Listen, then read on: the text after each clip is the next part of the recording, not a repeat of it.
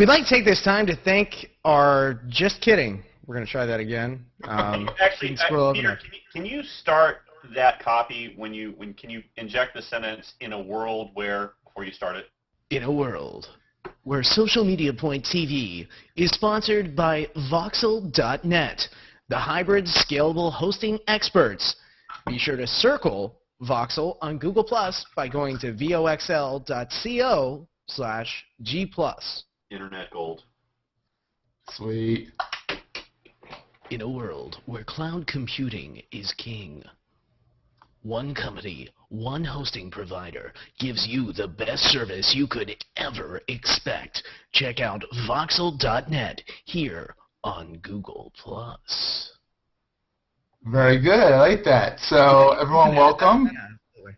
So, if you guys are watching online and you haven't figured out, Voxel.net is now the official sponsor of the first episode here of Social Media Point TV. So, back to you, Seth. All right. Yeah. If you guys shared your streams, are you able to? I just did, actually. Yep. Awesome. Robert, did you? Yes. So, all right. Let's just keep an eye on it. Maybe we'll have people actually care for the first episode. All right, so I'm here. Let's see if anyone's, let me pull it up here. And we'll get started. So the idea of this show is going to be that we're going to talk about social media, the cloud, technology, all kinds of fun stuff like that. And we're lucky to be sponsored by Voxel. They're a great company based in New York, Singapore, Amsterdam, Santa Clara. They're all over the world, but the main headquarters is in New York and Lower Manhattan. So they're a great hosting company, and they are our sponsors. So this is our beta show number 1. So, guys, let's talk about something. Okay. I read a couple of articles today, and one was passed over to me from Ermine actually last night, Peter and Steph, both of you guys. It's the first one that I put up in chat. It's pretty interesting. What it says is that in scoring social media and social media's reach and its import, that Google Plus, all of a sudden, just popped to the top of the list. Surprise, surprise. Mm-hmm. And what's happened in the last couple of weeks is that the world at large seems to be waking up to what this space is and what it does. So that means that maybe, possibly, people are starting to understand the power of the space. So that says something, that we are here right now and that we are doing what we're doing. Doing a vlog, blog, post, whatever you want to call this. Yeah. But that we're here discussing this at this point and this juncture in time, I think is very interesting and powerful. And the second article I read today was an article that talks about massive disruptions in traditional software builders like Microsoft and some of these other big companies, and how upstarts are looking to take over spaces and make profound changes. I've been working on a couple of projects in this space, and one of the things that strikes me about that article that I just read is that they showcased a company that provides software as service, which obviously Voxel is an incredible company to back up some stuff like that. So if you were going to build a startup, if you're going to build a SaaS implementation, or if you were going to go after the big guys, or you were going to do something at scale, or you're looking at mobile apps, it's kind of interesting and fortuitous that we are, one, in a space that everyone's talking about in the last 2 weeks on Google+, and two, that Voxel is the stuff that's under the hood of not just the things that you're familiar with, but a lot of companies out there that are changing the shape of technology and where the web is going. So just a couple of things I bumped in today when I was doing a little light reading. So Peter and Robert, what do you think about this Facebook and the organ donation status update? Have you guys done it yet? Are you guys organ donors? Well, you know, that's interesting that you asked that, Seth. I was reading an article on CNN about that earlier this morning. And again, it's one of those things, it's being characterized by some as a publicity stunt, some as, a very good action. But we get to a point where I think we're kind of confusing the end user. When Mark Zuckerberg comes out with a program that says, hey, if you want to become an organ donor, just share it on Facebook. But wait a minute, you still have to register with the state. You have to go to your DMV. You have to sign a contract that allows them to harvest your organs afterwards. Now, it's one thing once you sign that contract to take a picture at the DMV, take a picture of a little heart on your driver's license and say, hey, everybody, I'm an organ donor. This is awesome. This saves lives. You should do it too. You can save up to, 7 or 8 people's lives, after you're gone. What are they good for? But, again, we're finding something where Zuckerberg tells the world, hey, you should be an organ donor. Tell everybody on Facebook you're an organ donor. And I think we're going to get a lot of these end users, a lot of laymen that are just going to post on Facebook, oh, I want to give my organs away. Okay, well, that's great, but that's not actionable. You need to actually carry that out, go to your DMV, sign the paperwork, and actually become an organ donor. You can actually do it online. Well, there's one more step, too, Peter, that you're missing. You also have to die. You do have to die. You do have to die. That's but correct. I just also read an article that, like Farmville, Facebook's going to be releasing another game called Organ Donor, and they might start harvesting organs before you die. So I'm not gonna sign up on Facebook to donate my organs because I'm afraid you might. What's also creepy is if you go to your status and of your timeline and you go to life events, you have work and education, which is like new job, retirement, new school, study abroad, work, volunteer, military service, other life events, family relationships. So you can first met this person, so on and so forth. New child, that's kind of neat. Home and living, move, bought a home, home improvement, so on and so forth. Because everyone who's been watching Peter for a while there knows that he's got a different background now because he's moved closer to Nashville. So that might be something he would want to do here, new roommate or something like that. Peter moved. You moved? Moved. Oh, wow. Moved. I'm moving up. Yeah. Moving up. Moving up. By the way, guys, I just want to let you know, this evening I am enjoying an incredibly delicious and refreshing glass of Voxel. I raise my glass of Voxel to you this evening. Yeah. Oh, God. Exactly. Juice. He's on the Voxel juice. Oh, boy. There you go. Good stuff.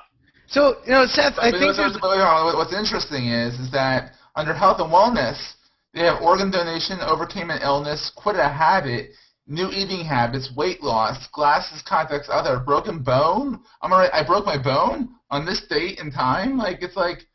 This is when sharing gets a little too personal, and maybe you should not. Maybe the organ donor is okay to do, but I quit a habit, I quit smoking. Do you really want the insurance company to have that access that fast, saying, well, you admitted on Facebook that you were a smoker, and yet you told us you weren't a smoker? There's certain sharing things that I feel like you should be careful with. That's I don't one of think them. people realize how much of their life is laid out to the public and to people who want to find things about them in social media. People take for granted that they're sharing with people they know versus people who they don't know. I looked at some software last week. I was getting sort of a backdoor tour of a piece of software that searches all social media platforms for particular keywords or sentiments and can dive into any given event or sort of tipping point in certain kinds of strategies. And it's incredible what it can find and how it can organize it and how it can build an action tree. There's so many things in social media, and on one side of it, it's a little Orwellian and scary, but on the other side of it, it opens a door to, I think, incredible business opportunities to build consensus or to reach new markets or to talk to new audiences. And not to plug Voxel, but if you were a company that was seeking to do something like that, Voxel has a great product that you can build a platform on like that at scale, and that's really it's something I've been following for a few months now, and it's pretty interesting. And I think you were going to see some very disruptive things happen. Facebook will become MySpace unless they continue to evolve in a good direction. I'm not sure that, I don't know. I don't know how I feel about the timeline. I'm still kind of getting used to it. I know with a bunch of my clients that I've been working with, we've been telling them that fill out when the company was started, when your son joined the company. Put something. I'm still trying to figure out when I add certain people as friends on Facebook, all of a sudden I get notices for everything they post, and I haven't put them in a separate category. All I do is add them as a friend, and now I get a notice every time they speak. There's a trick to that. There's a trick where you can actually put them into a certain folder like close friends, and your main feed's going to be worthless. But then you can go to your close friends category, and you can see who really matters to you. As you know what? When I did the friend request, that's what it was. So you do the friend request, and you're supposed to check how you know them, whether an acquaintance or a friend or whatever. Yeah. Okay. Yeah, you just put them in the general list, and you're watching the general list. It's all about circles, lists. Status then, so it stops. Because every time I log into Facebook, I have a ton of notices, and I'm thinking people like me or something's going on, and all it is, it's telling me that Eric Rice bolted something else on his Jeep. Exactly. Sounds good. Exactly. But what I was saying was, like, for the companies I've been adding, like, telling them to put some, embarrassing photos, not embarrassing photos, but like an old picture of them in a leisure suit at their convention or something. Put up fun photos that make them look human. But Seth, you still wear leisure suits. Oh yeah, all the time. Yeah. They're coming back. Don't worry. Keep going. Stay with it. Exactly. But I mean, like, and also, I mean, what do you guys think of the Google Plus's? Actually, I can't keep track of who's copying who, but Google Plus's new profile. I'm loving how you can have, instead of 5 blocks, you can have a straight photo now, and then you have your big image up there. It's actually a place where I like to send people now. I mean, but it's got to be 900 pixels by what, 140 or something like that? No, like 190 something, 900 something by 180. I've been a little too lazy to go and crop it, but. Peter, what do you have? Have you put something special up there, or? I just took a picture I had of my mixing board. I'm actually working with a photographer over the next couple of weeks, and I'm kind of re-releasing my brand image through some new photographs, and kind of playing with that space, playing with the space I have on Facebook. It's interesting though, because I talked to somebody about Pinterest. Now Pinterest, you're not going to hear a bunch of guys talking about Pinterest often, but one thing Pinterest is doing. Take the monitor on your computer. Take your widescreen TV, right? So we have all these images that are at this 16:9 aspect ratio. Well, guess what? Pinterest just turned the web sideways. Everything that you pin, you want to have in a vertical fashion instead of a horizontal fashion. So that's a challenge I'm dealing with too there, is on my blog, I'm trying to create graphics on my blog that are, in a portrait fashion instead of a standard landscape fashion. That way they're going to translate better on Pinterest. So that's a whole nother thing, is aspect ratio. They're not all going to be the same. They're going to be different. And are people designing content differently now to adapt to these aspect ratios? Yeah, I think it's kind of hard to do, because you got to kind of make sure that you are open to multiple different genres. I mean, I know one thing that I love Pinterest for is the infographic. I go on, and I admit I go to Pinterest for infographics. When I want to try and share an infographic on Google Plus, it's worthless, pretty much. It's tiny. And one of the things I don't like about Google Plus right now is when you post a photo or an image, it puts black on either side, and sometimes I think it takes away from the image that you're trying to post. I wish they'd just leave the background white. Well, yeah, but once you put more white in there, there's going to be more of a white space backlash. So I'm actually liking the. No, but I mean, when you put an image in there and you have a wide black border on either side, I think it really kills. I don't think Google gets design. Imagery as much as some of the other sites I've seen. Well, they're no Apple. They're no Apple. That's one thing to be said, is that they're really, like, Jobs, Ives, they all get industrial design. They all get the design and whatnot. I mean, Microsoft is also guilty of this. That Windows 3.1 was atrocious, but so so was Windows 95. I mean, gradually they're getting better looking. It was Apple breaking, or whatever you want to call it. Apple breaking, exactly. But as you look at, I like the design. I mean, I know some people didn't like the new design of the of Google Plus. They thought they liked the other one better. I don't like that. I can't really control my stream as much with the plugins anymore. I used to have certain circles I'd have to click on to see, and they wouldn't come up on my stream. Yep. But I'm sure that the plugin developers out there will make a new plugin. The only really thing that concerns me about the direction that Google's taking stuff is that with increased complexity, and I'm looking at our screen right now, and I see 1, 2, 3, 4, 5, 6, 7, 8, 9 buttons across the top, a couple buttons down here. Hang on a second, we have a crisis. Here, yeah. And while he deals with his cute little son, let's continue the conversation. I mean, I'm liking the new Google Plus layout. I mean, yeah, there's a lot of white space, but it's better than having blue space or green space or weird space. It's like it does somewhat adjust to the screen size a little bit. I mean, I do wish that they got in the habit of doing more responsive design, though, which would have been nice, where it resizes based on your screen size. But Yeah, and I think we've heard from Vic and we've heard from some other people that there are plans for that white space era. I was talking to somebody earlier. One of the things I was talking about to Robert and Eric Rice earlier today was about the amount of content that we see, and now that there's so many more people are becoming more active, they're sharing more content, there's a few people that I like to keep up with, and I'm just not seeing their content anymore without drilling down to their actual personal page. So I'm hoping that there's going to be a point where the algorithm will determine who I interact with the most and present me with some sort of a digest for those people, so I'm not missing out on the content and the content curators and creators that I really enjoy. Exactly. And I think that's what we're going to see plug in there, kind of in the same fashion that you see the updates streaming in the upper right-hand corner on Facebook. Exactly. Actually, what's interesting is I know that Robert Scoble is actually taking a break from Google Plus. He made it quite popular about that. But before, when everyone's like, I get too much Scoble, I never got enough Scoble. I actually like Robert. I've interviewed him on previous podcasts I've done, and he's a great guy, and I want to see his content. It never came up in my stream. I mean, yeah, I'm following probably 3,000 people, 18,000 or so are following me, but he never pops up. Now he's taking a break. He's not going to show up anymore. I mean, I don't see enough Pete in there or this Robert. I have to go seek you guys out. Instead, I find a lot of the other people that I'm following because I care about. But I'm not able to put them I have to go through my circles and click on a certain circle to look at them. And there's one thing I am missing is that you're only allowed to have 2 circles at the top. The funny thing is, I sort of view the stream as the last generation of the web. So to me, that's more like Facebook. And I couldn't tell you what the people that I consider to be sort of I'm closely related to in this space. If you pull up, if you do an ad thing and you pull up all of the people on your, if you want to invite someone to a hangout, that little thing that shows up, which, by the way, is very funny because Barack Obama shows up on my list of people that I'm closely related to, and I'm still trying to work that one out. Maybe he's stalking me. I don't know. But anyway.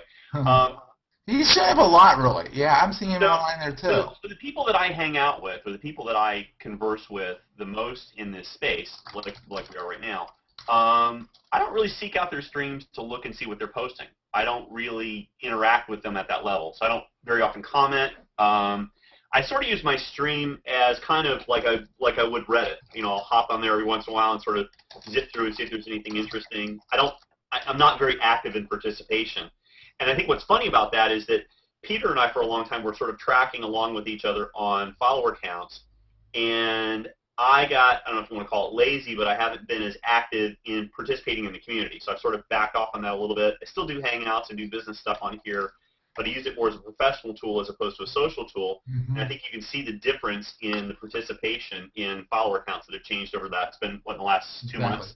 Mine have been pretty stagnant, and Peter's have increased substantially. By the way, congratulations, Peter, on your ranking over on Circle Count. I saw you up there at the top of the list on people in engagement measurement.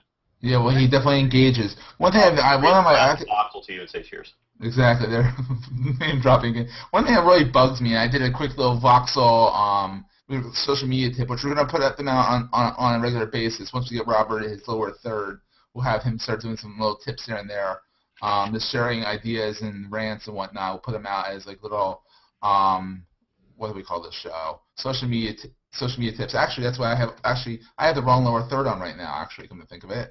But that's what they're going to be, something like social media tips. My fault. Like I said, this is a beta show. And because it's a beta show, I got to do something like this. Oops, that's not what I meant to do either. Anyhow, we'll leave social media tips up there because I don't know what I'm doing right. I just noticed I had the wrong lower third up. There's Robert's lower third. But anyhow, he is sponsored by Voxel, but I did have a lower third that was appropriate.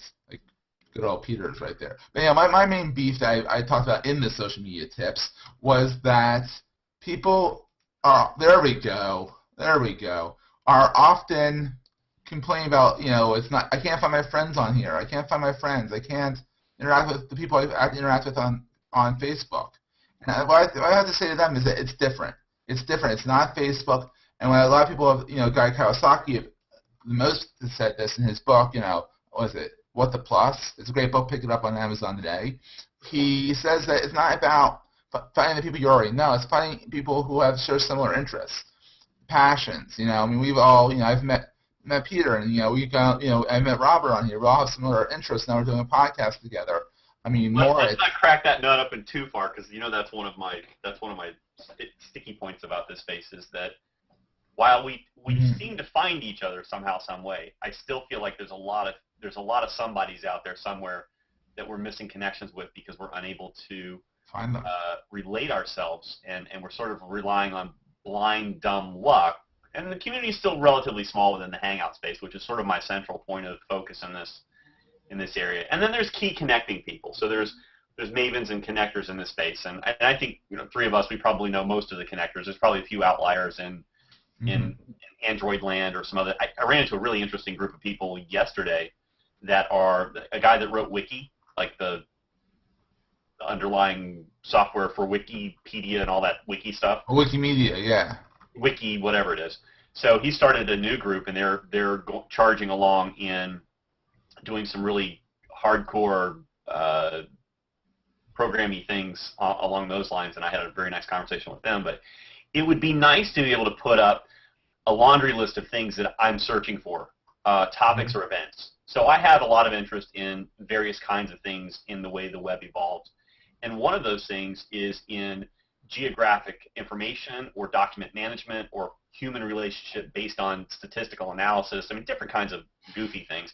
It'd be great to be able to somehow iterate that about, say, hey, I'm looking for these kinds of people, or I'm looking for this sort of information, and to be able to more actively find those kinds of people.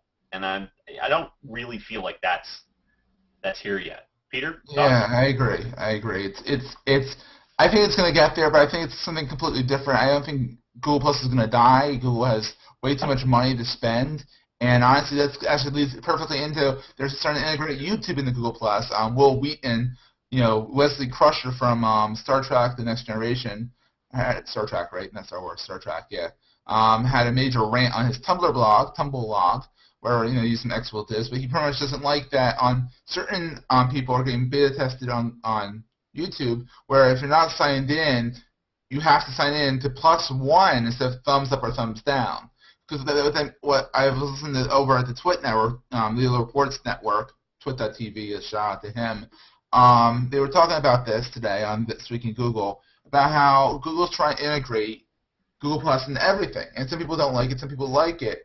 But the thing is that when you think about it, what is a plus or thumbs up or thumbs down really doing for anyone anywhere else on the web besides just on the second largest search engine on the web, which is YouTube? Whereas if they can integrate it with the +1 and they can make that grow more, like with the like button, I feel like that might actually be worth it. Wait, time out. Yeah, wait, time out. Yeah. Yes. YouTube is the second largest search engine on the web? Yes, it is. No! Yes, it is. I can pull up the articles. It is. Oh, come on. People search on YouTube before they look at Bing. What about Jeeves? Jeeves? Jeeves is dead. Yeah, Jeeves passed away. The funeral. Now it's Ask, and they Yahoo. The funeral was held at 127.0.0.1. I found a really, really cool search thing that whatever topic you search for, it removes the first million results. It gives you the million and first, and then goes down. And it's kind of cool because it gets rid of all the spam, obviously. But it goes deeper on a search term. So I can find that. Keep talking. Exactly. If you search, is YouTube the second largest search engine? It is. It's supposed to be owned by Google, but it's just going to say people are gonna freak out at the littlest thing. They freak out at Facebook all the time. And every time it's wrong. They do something different. People don't like change, and Google hasn't changed. YouTube is the last bastion of non-Google-ness that's been finally being touched, and people are like, no. I mean, I get it. Will Wheaton is doing this stuff on Geek and Sundry with Felicia Day, and they need to make sure that the number, and Google's not messing around with that. But it's still, you're playing in Google's playground. You have to be aware of that. Like, we're doing this on a Google Hangout right now. I mean, are we going to eventually make a, socialmediapoint.tv website? Hopefully, but right now, when you go to socialmediapoint.tv, it goes right to our Google Plus page, which is faster to do. So we're playing in their playground, so we are at the mercy of their whims. And one thing I have to admit that Google Plus has made Google a lot more accessible. All of us have talked to Googlers on a regular basis, but they're using Google Plus as a way to reach out to the community. I mean, remember before Google Plus, you couldn't talk to Google. Google would do something and screw up, and then you ran a rave and they wouldn't hear you. Now they're using this as a listening tool, and you can actually talk to the behemoth, which is kind of nice. Yeah, 2 years ago I was working on a project doing some parallel processing stuff with some cell broadband processors on the PS3s. We were building some clusters out of them for doing some supercomputing projects. And I was looking into the Liquid Galaxy and got really enamored with what that does. And Liquid Galaxy is a Google project that will allow you to take some large screen televisions, link them together, and basically build a Willy Wonka elevator out of it. But you need some pretty heavy horsepower behind it to drive it. And I was going to put it together as a kit for high schools to explore computing, telecommunications, and some other supercomputing ventures. And I tried to get in touch with a guy at Google that was in charge of it, and just couldn't get past the wall. I gave up after a day or so. I'm not, it wasn't that big of a deal. But within a couple of days of being on Google, I found this guy, sent him a message, he got right back to me, and there was a connection instantly. So yeah. Yeah, I'm really loving it. What about you, Pete? I found that website. It's called millionshort.com, and millionshort.com is kind of cool because it strips off the first 1 million search results on anything that you search for. So it gives you sort of the bottom of the web. That's pretty cool. What's down there, like Viagra? But it also gives you sort of real kind of interesting in the belly results. Instead of because everything that's up the top is peppered with SEO. People that are slick about it and people that are pushing things or agendas and whatnot and making effort. Whereas the bottom of the web is sort of just the stuff that's down there. And it's kind of interesting. You bump into some really interesting material down there that you wouldn't normally see. Wow. What's kind of funny is I see one of my shows down there. It means you're in the belly of the web, man. You're down. You're at the top. It's very interesting. Well, this is really neat. Wait, how's this at the bottom when I'm at the top? That's weird. You're at the top of the bottom. I'm at the top of the bottom. I'm at the top of the top of this keyword too. It's very interesting. So definitely. I would like to shout out to a celebrity in our midst. Chris Perillo has been watching the show a little bit. So I invited him in. But what's that? How's he doing? I haven't talked to him in a while. Yeah, I'm not sure. Let's see if Chris wants to pop in and say hello. I think he might be creating content. Just a guess. We'll invite him and see what's going on here. Chris. What's he not creating content? What happens when you type Chris Perillo into Million Short? I bet he probably has the first 2 million hits are probably all. I think he's got the top million and the bottom million, but nothing in between. Yeah, exactly. That's how I feel it is. Yeah. Because I think his content's either completely on point or totally off base. He's got the bread on the internet sandwich, top and the bottom. Yeah, exactly. We're stuck in between. Yeah. No cheese. We're the cheese. No cheese. Just bread. Just carbs. So Seth, you said something that kind of irritated me. Already? I keep hearing it in the mainstream media. Hi, my name's Seth Goldstein. That was the first thing. No, the one thing you said was, I don't think they're going to kill Google+. And, you hear this from the Wall Street Journal, you hear this on TV, you hear it on the print, online, everywhere. You hear these quote-unquote experts that are, digital marketing experts or whatever, talking about, well, is Google going to keep going with this? You have to remember, how many products does Google actually have their name in front of? You want to talk about Wave? You want to talk about Buzz? You want to talk about, just name any product, product, and show me a product that just says Google+. This isn't a separate product. This is a plus on top of the existing product. And as soon as people realize that this isn't what you see, and I keep telling people this, as soon as you get to appreciate that this is going to be, it's not yet, but more than plus.google.com, more than the stream, more than what you just see here, what you're looking at now, unless you're watching this. No, go ahead. I'm sorry. This is the integration of Google's products. This is going to be Google. This is going to be your desktop. Yeah, you could call it Google Fusion, because finally all these different products that they've always had the shotgun approach. We're going to try 15 different things, and whichever one sticks, that's what we're going to run with. Well, now they have all these different products that they're running with, but they needed a common thread. They needed a common fabric to be weaved into, and that's what this space is here. Now, people say that there isn't room for two social networks. There isn't room for this. We need 1 million social networks. The way I look at it, Seth and Robert, is this way.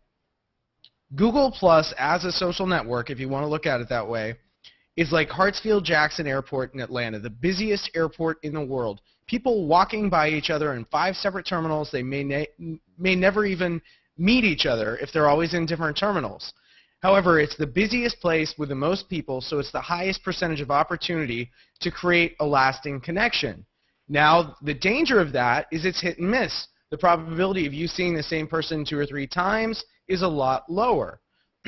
Now, I think of Facebook like TGI Fridays, right? Because TGI Fridays is a recognizable brand. You can see it everywhere, right? Tons of people go to TGI Fridays. But TGI Fridays never has more than 300 people in it, right? Even though there may be thousands of them, or, well, hundreds of them within the United States and across the world, the opportunity for you to see anyone outside of the 1,000 or 2,000 people that visit that specific location is very low, even though within the network of all the different operations they have, all the different restaurants, there's hundreds of thousands, if not millions of people patronizing their restaurants. But when you think of Google+, like Hartsfield-Jackson in Atlanta, the busiest airport in the world, there's always tons and tons of people there, and there's a good opportunity no matter where you're traveling, especially if you use Delta Airlines or flying internationally into the U.S., especially the southeastern U.S., you're going to be flying through that airport and you're going to have the opportunity to meet someone. Now, you're not going to hang out in that airport all the time, but when you are there, you're going to be amongst all these different people and have all these different opportunities to make these different connections. And I think there's room for mom and pops networks as well. I mean, there's a lot of great local restaurants. There's a big local restaurant movement here in Nashville. I know there is in other cities as well. And those are important. People appreciate them. But that's where you get the regular customers that come in on a consistent basis. So think of that like Path. Think of that as the things with limited sharing, that you're only sharing with a specific audience. So if you want to talk about different interests and different things, I think the field is wide open. There could be hundreds of thousands of social networks. As long as they serve a particular niche and a particular audience, they're doing a great job. Now, can there be... I disagree to a certain extent, and here's why. Controversy, yes. How many of the social networks, or just go web companies, right? We won't even say social networks. Let's just say web companies in general. I have never seen... Well, I know they do tweet ups and things like that. So there is some physical gathering like a hurl, right? But I don't see that in Facebook. I mean, people, if they know each other, obviously they get together, but they already knew each other to start with. I think we're seeing a phenomenon inside of, well, Redditors get together sometimes too in small. Can we pause that real fast? A hurl is a hangout in real life. Hangout in real life for those people who are watching this on YouTube and not watching this on, and they're not familiar with Google+. Yeah. So I mean, Redditors get together, but usually in dark basements. Careful. 4chan people get together, and then you get the Occupy Wall Street. But what I'm saying is, I think we have a new phenomenon here, or they've reached a tipping point where people are getting together in hurls, and Peter, you've experienced this in a very profound way, and they're also going to the Google offices, and they're getting tours, and they're walking around, and they're talking about those experiences. This is a little culty. I mean, it's starting to feel a little like Apple. It is, and people are passionate about it too. People are very passionate about Google+, and they're like, yes. "How dare you? How dare you? How dare you?" Great segue into the Samsung Galaxy S3. It's Good Apple. job there.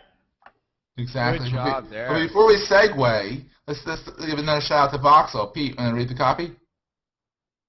Yeah, absolutely. We want to take this time to thank our fantastic sponsor, Voxel.net. Voxel is a go-to partner for scaling demanding web applications. With hosting facilities around the world, Voxel provides the industry's only truly hybrid infrastructure solution, allowing clients to seamlessly mix and match dedicated Vox servers, virtual Vox cloud servers, and scalable storage across their deployment. With Voxel's on-demand hosting platform and self-service technologies, you can provision physical servers and cloud instances online within minutes. All Voxel services are backed by a 100% uptime SLA, and get this, 24/7, 365, zero bureaucracy support. Everything about Voxel is fast. A recent Codex's cloud performance review had VoxCloud Amsterdam nudging out VoxCloud New York in average response time over other cloud services including Amazon, Rackspace, and Windows Azure. Deploying a dedicated server happens in minutes, plus you get the benefit of a global network with locations in Amsterdam, Santa Clara, New York, and Singapore. And of course, with all their servers, you get to enjoy their impressive mobile, desktop, and web apps, tap into their API, get the benefits of their free global CDN or content distribution network, and now they've joined forces with Internet, so you get to leverage their high-performance IP network.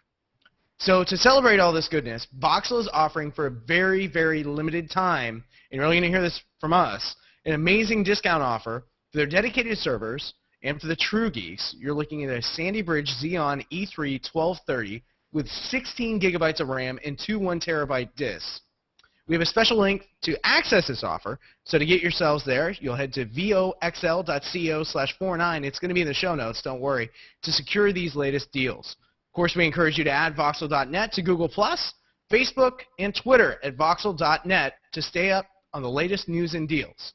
And I can say myself, probably Robert and Seth, we're very happy to be partners with them. Yeah, totally. I'm great. And that's voxl.co/gplus. That's not G then the plus sign. It's G plus spelled out because this is for any confusion. So, yeah. So I'm talking about the Samsung Galaxy. What is it? Galaxy S3. Yeah. So we got into this thing about it's being a little cultish. But let's talk about cultish tribes. Let's like peel back to Seth Godin's idea of marketing and peel back to the Apple fan base. We're talking about a company that couldn't grasp a market share, and now they're totally owning the tablet world. They're trying to own the cell phone world. Their biggest direct competitor is trying to create a tribe of its own. And I got to tell you, it's interesting to watch because one thing, as we've seen time and time again, Robert, is Apple does not understand social at all. They understand very sexy product design, and they understand a very allegiant market base. But it's interesting to see Google get in and say, you know what, we're going to come up with even better technology. Now, one way that's being attacked in some of the advertisements The problem with social is that if you engage in social in any meaningful way, it lowers the barrier that the mystique that Apple builds around it, which is the elitism. Yeah, but you got that with Samsung now. Yeah, but Samsung's coming along and they're playing into the hey, let's get real market, right? You're a smart guy, but you're actually smart. But you don't need alligator on your shirt to prove that you're. And listen to me, I sound like an idiot. I'm sitting here with a G on my sweatshirt here. But they're saying you don't need a label on you to be that. Be real, use Samsung. But see, I look at Samsung kind of like Nissan, right? So you can get a Nissan Versa for technically under $10,000. It's not going to have any air conditioning or anything other than bare bones, a four-cylinder engine. But the point is, at one point, you could get a Nissan Versa for under $10,000. Well, Nissan also manages the Infiniti brand, and you can buy a luxury sedan for over $50,000. So look at it that way. Samsung does have a different range of product offerings, but they do offer the Cadillac of Android phones. I mean, they are always the front runner with the must-have Android phone, and I think Samsung's hardware is the biggest direct competitor to any time Apple releases a new phone. Oh, yeah, especially with their they're going to drive right towards they're bypassing Apple, and they're going right for the Apple fanboys with their commercials. Like, oh, what's that? It's a Galaxy Nexus, or oh, what's that? It's the Galaxy Note. Actually, I think they are targeting the Apple fanboys. I think they're targeting people who scorn the Apple fanboys, which is a decent market segment. Well, they're scorning it. They're making us laugh at Apple, and then they're saying, hey, Samsung's where we want to go because they get why we don't like Apple fanboys. Now, I'm not saying I don't like Apple fanboys. They are slightly annoying, but So one of the funny things about Google and this in particular is that as a technologist, and I've been involved in technology for 25 years now, and very complicated technology at that. When I use my technology, I like to use things that are simple.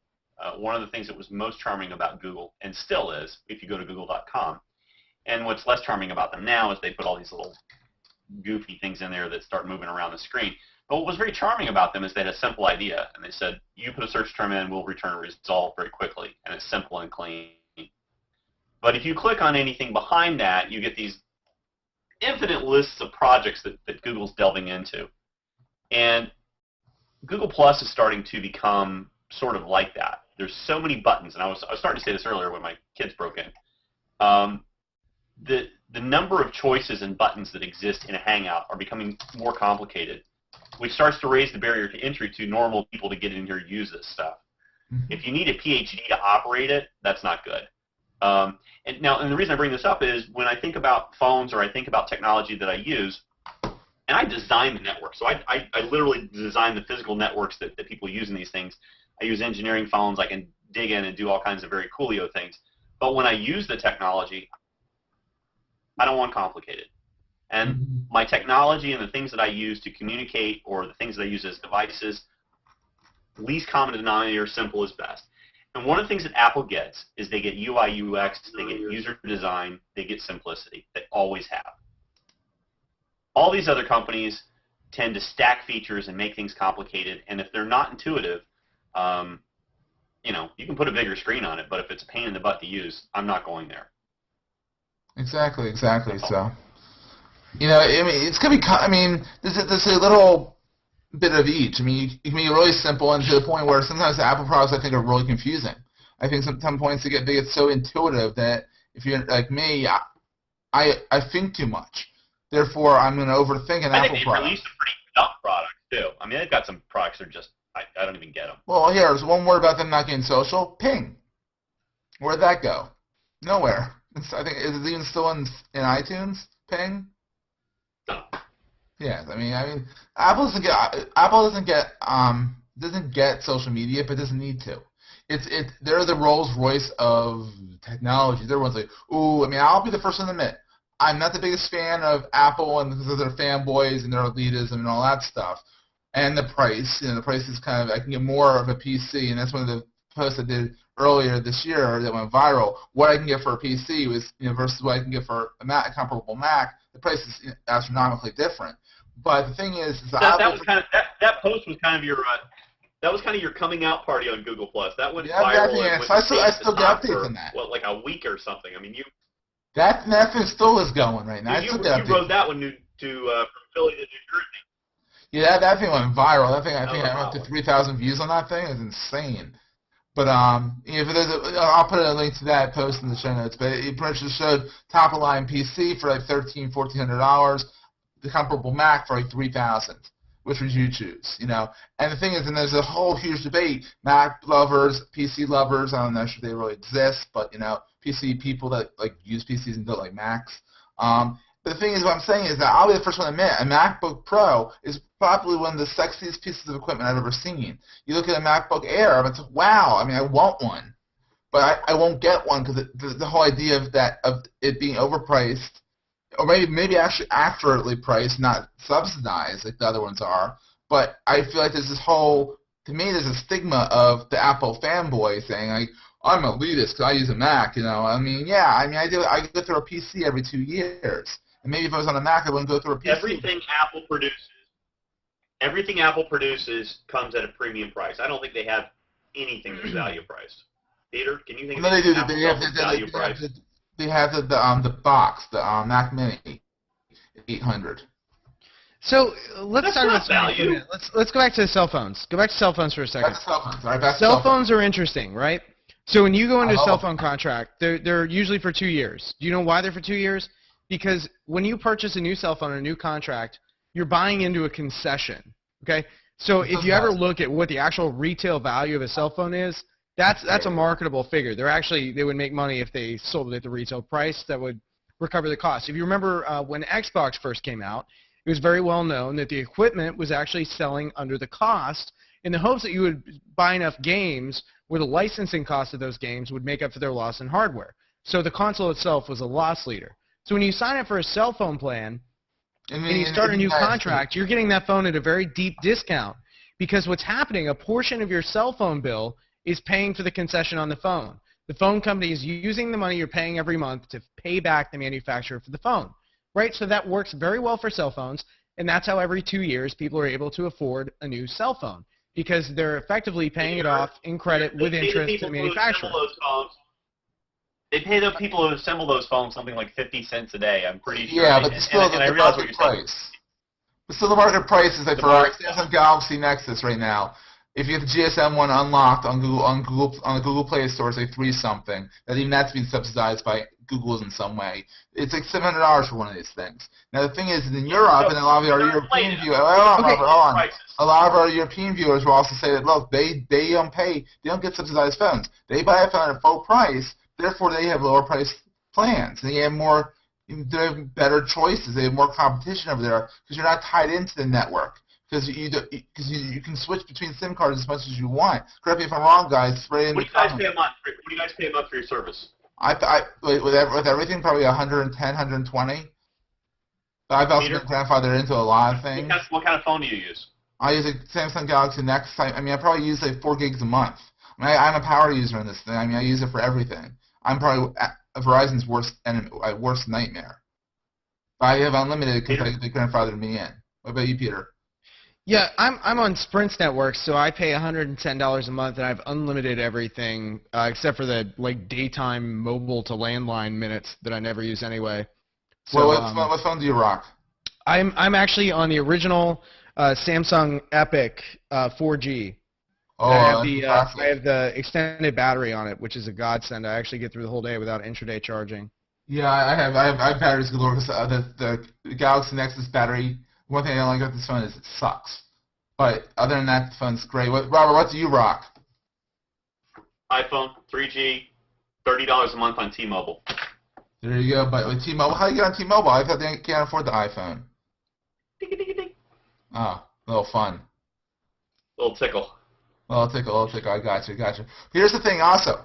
When you think about, there was a segue there and I completely lost my thought. So, we were talking about Samsung cell phones. Well, wait a minute. Talk about Segway for a minute. Let's segue into Segway. Does anybody remember back in '99 or was it 2000 where Steve Wozniak rolled on to the set of Tech TV with a Segway and said this was going to change the way everybody... Yeah, I remember that. That's Steve Wozniak, though. Well, no, it was on the Today Show. The guy that designed that thing was prophesizing this was going to change the way that people communicate. That guy also drove off a cliff while texting while segwaying. He drove off a cliff and killed himself. Yeah, well, they got all these guys to look at this stuff before it came out, and they all came out and said, we've just seen something that's going to change the world and revolutionize everything. Peter, why do you think a Segway has become not only just a footnote but a joke in transportation? What was the failure there? Well, the failure there was the obesity epidemic. We come to a point in our culture where it's socially unacceptable to take shortcuts because we realize that at this point in our culture, this is the worst time of our nation's health and history, and it's only getting worse. So if you add this taboo device that takes away the one thing we need, which is bipedal exercise, I mean, you would be ostracized instantly for it. And do you know why we're all fat? McDonald's. You know who's because we're sitting at the computer all day, right, Robert? Well, that's a contributing factor, but that's why we have beer guts. But do you know who? There's one person that's responsible for America being fat. His name's Earl Butz. Earl Butz was the agricultural secretary underneath Nixon, and he was the first guy that implemented the corn subsidies. And the corn subsidies made corn incredibly cheap. And what it did was it changed what we spend as Americans. Yeah. Our parents spent approximately 27% of their gross income on food. Most of the world does. If you live in Europe, you pay much higher food prices than we do here. Anywhere else in the world, you pay higher food prices, a higher percentage of your overall income. Everything's corn. What happened was that corn subsidy created corn syrup and some other products that come off of that and lowered food costs across the board.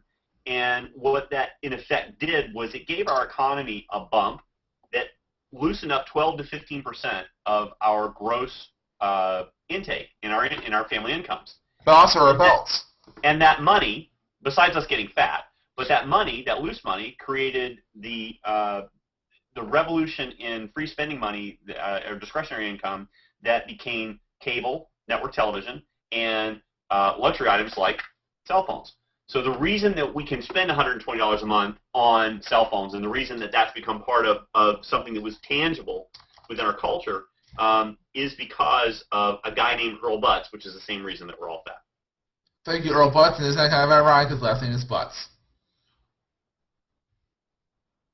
He was actually a very, very bright man, and what they did was had an incredible effect. I mean, the whole, the prosperity of the Reagan era came out of the idea that we had this disposable income, and a lot of that and then we sort of pushed it the wrong direction with some leverage things. But anyway, so that's good old. Your history lesson for today. Yeah, there's your history. I've got lots of those.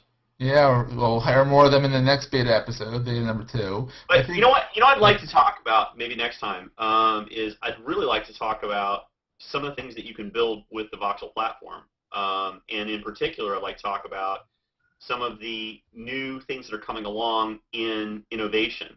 And to tie it back into cell phones, one of the disruptors, that second article that I posted for you guys today, one of the disruptors that they're seeing is that they're seeing that upstarts that are utilizing mobile platforms and that are launching scalable networks that are based in companies where you can go out to a Voxel and you say, okay, I'm going to start with a couple of servers, this is what we're going to build, and because you have a major player like Voxel and all those connections behind you, you can become instantly scalable. Mm-hmm. And those kinds of companies and those kinds of innovations that start as mobile platforms, not the companies that are already big and go back to a mobile platform, but the ones that start with simple ideas. And simple ideas about, like, how do we connect people? Or how do we connect doctors to each other? Or how do we connect different kinds of groups together? I think there's an enormous opportunity right here in Google Plus to facilitate and connect people that have similar interests. I mean, we've talked about that a little bit in the beginning, but I think it'd be fun to talk about how a company like Voxel can support those innovative ideas. Oh, one last thing before I forget. Yes. Did you guys see VC Office Hours? Did you guys see that? So no, what's that? Google is releasing VC Office Hours, and Bradley mentioned this. Bradley Horowitz, that'd be one of the heads of Google Plus. I read that he just legally changed his name to Bradley, like Madonna. He dropped the Horowitz. He's just Bradley. Wah, wah, wah. Anyway, so I posted the link in there. It's VC Office Hours, and Google's going to sponsor some Silicon Valley VC guys to come in and do some roundtable talks on what's going on. I really want to get in one of those talks because the first question I want to ask them is, hey guys, we've been hanging out here for about 10 months waiting for this thing to get to a percolation point where VC's ready to jump in here and make some stuff happen. Can you tell me when that's going to be? Because I think I've seen a lot of great ideas here, and I've seen a lot of people start some very interesting projects. Like Hangout Canopy is one. Hangout Canopy is a good example. There was, the Hangout Academy that didn't quite come to fruition, but there's Tim Moore's working on something along those lines. Yeah, Mohammed Mazur does a lot of neat stuff. Yep, he does a lot of very interesting things that are demonstration projects, and if you plug some of those things together, Circle Count's done some interesting stuff. I've worked on a couple of interesting projects doing some mapping and some other kinds of measurement types of things. There's some really interesting things coming along, and I really would like to see how they feel about what that looks like. And a company like Voxel would be a cornerstone or would be the brick and mortar that you would build your company around. Exactly. Peter, you got any interesting projects you're I'm going to sneak up on you with them. Yeah. Right now, I'm definitely exploring a new partnership with Voxel. You're going to see a lot from me about cloud computing. Today I kind of did my first segue in, kind of showing the audience exactly what cloud computing is. You're using it right now if you're watching this on YouTube or Google+.